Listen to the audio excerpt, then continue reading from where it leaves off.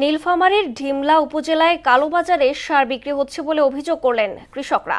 সার সংকটে দিশেহারা অবস্থা তাদের। চাহিদার তুলনায় সারের সরবরাহ কম উল্লেখ করে পরিমিত ব্যবহারে সচেতনতা তৈরির চেষ্টা চলছে বলে জানান উপজেলা কৃষি কর্মকর্তা মইনুল হকের প্রতিবেদন, জানাচ্ছেন তাসিন তারিন।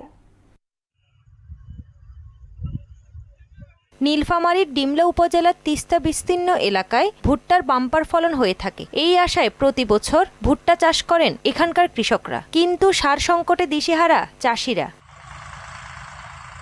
কৃষকদের অভিযোগ, ডিলারের কাছে ধর্ণা দিয়ে চাহিদার তুলনায় কম সার পেয়ে হতাশ তারা। কালোবাজারে সার বিক্রিরও অভিযোগ করেন তারা। এই সময় যে সারটা ভাই, এই 10 দিন পর ভাই আমরা ভুট্টা আবাদ হবে, ক্ষেত করে পারবো আমি?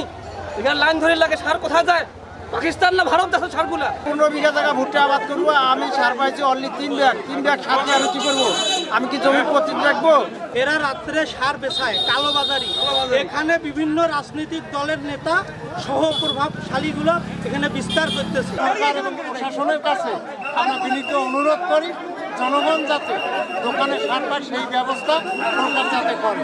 আর চাহিদার তুলনায় সরবরাহ কম থাকার অজুহাত ডিলারদের। আমাদের যে চাহিদা দেয়া আছে সেটার তুলনায় চাহিদার তুলনায় আমাদের বরাদ্দ কিছুটা কম। তবে কৃষকদের সঙ্গে মতবিনিময়ের মাধ্যমে পরিমিত সার ব্যবহারের পরামর্শ দেওয়া হচ্ছে বলে জানান কৃষি কর্মকর্তা। ভুট্টার সবচেয়ে বেশি আমাদের গোটা জেলায় যে উৎপাদন হয় তার প্রায় 70% ভুট্টা হচ্ছে আমাদের ডিমলা উপজেলাতে হয়। প্রত্যেকটা ওয়ার্ডে আমরা আমাদের উপসহকারীদের মাধ্যমে আমরা নিজেই কৃষকদের সাথে মত বিনিময় করেছি এবং খামারি অ্যাপসের ব্যবহারের মাধ্যমে কিভাবে পরিমিত সার ব্যবহার করা যায় এটি বিষয়ে আমাদের সচেতনতা চলছে। চলতি মৌসুমে ডিমলা উপজেলায় প্রায় 15,000 হেক্টর জমিতে ভুট্টা চাষের লক্ষ্যমাত্রা নির্ধারণ করেছে কৃষি বিভাগ।